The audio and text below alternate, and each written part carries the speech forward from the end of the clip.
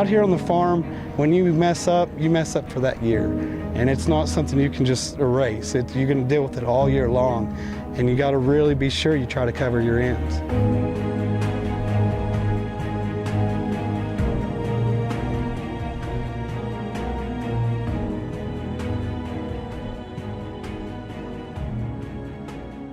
You know, I've experienced some really extreme weather situations.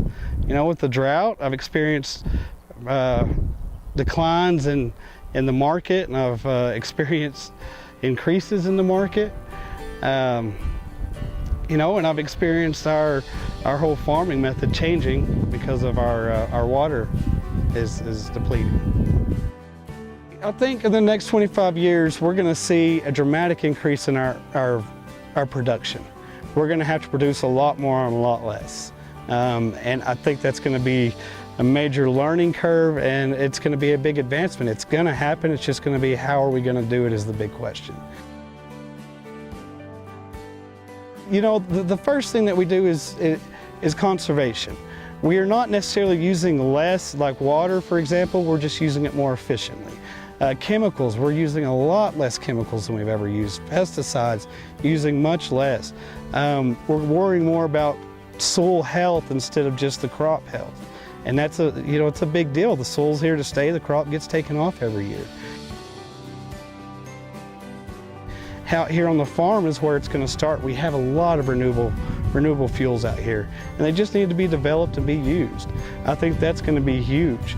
I think we're not only going to be feeding the world, we're going to also help energize the world. Honestly, by going strip till, no till, we're reducing our carbon footprint. We're not running near as many fuels through our tractors. We're not crossing the land as much, and it's more efficient, and it's better for us, for the environment, and I think for everybody.